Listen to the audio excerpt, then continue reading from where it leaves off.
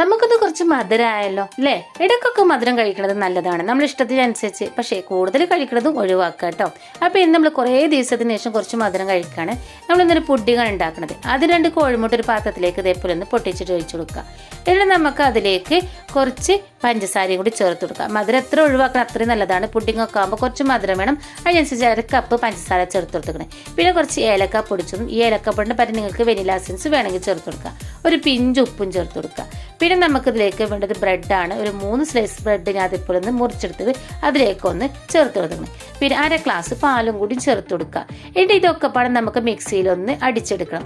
അപ്പോൾ അതിന് നമുക്ക് കുറച്ച് കാരമൽ ചേർക്കാം. കാരമൽ ഉണ്ടാക്കുന്നത് എങ്ങനെയാണെന്ന് വെച്ചാൽ ചട്ടിയിൽ വേറെ ഒന്നും വേണ്ട, കുറച്ച് പഞ്ചസാര മാത്രം ചേർത്ത് കൊടുക്കുക. എന്നിട്ട് ഇതുപോലെ ഒന്ന് ഉരുക്കിയെടുക്കുക.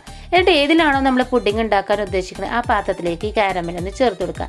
കാരമൽ ഇഷ്ടമുള്ള ആൾക്കാരുണ്ടാവും, അതുപോലെ എത്ര വേണമെങ്കിൽ കാരമൽ ഉണ്ടാക്കിയിട്ട് ഇതുപോലെ തന്നെ ഒന്ന് ഒഴിച്ചു കൊടുക്കുക. നമ്മൾ കുറച്ചേ ഉണ്ടാക്കിയിട്ടുള്ളൂ കേട്ടോ.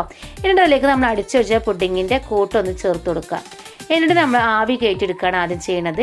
നമുക്ക് ഇതേപോലെ തന്നെ ഒരു ആവിയെ കയറ്റുള്ള പാത്രം വെച്ച് നമുക്ക് അടിയിലൊരു വട്ടോ അല്ലെങ്കിൽ ഇതേപോലെ ഉപയോഗശൂന്യമായ ഏതെങ്കിലും ഒരു പാത്രം വെച്ചിട്ട് അതിൻ്റെ മുകളിൽ വെച്ച് കൊടുക്കുക. എന്നിട്ടൊരു 10-15 മിനിറ്റ് നമുക്കതൊന്ന് ആവി കയറ്റിയെടുക്കുക. അപ്പോൾ നിങ്ങൾ എത്രത്തോളം ആവി ഗ്യാസിൻ്റെയൊക്കെ സ്പീഡ് അനുസരിച്ച് എത്ര മിനിറ്റ് എടുക്കണേ അത്രത്തോളമൊക്കെ മിനിറ്റ് എടുത്ത് കൊടുക്കുക.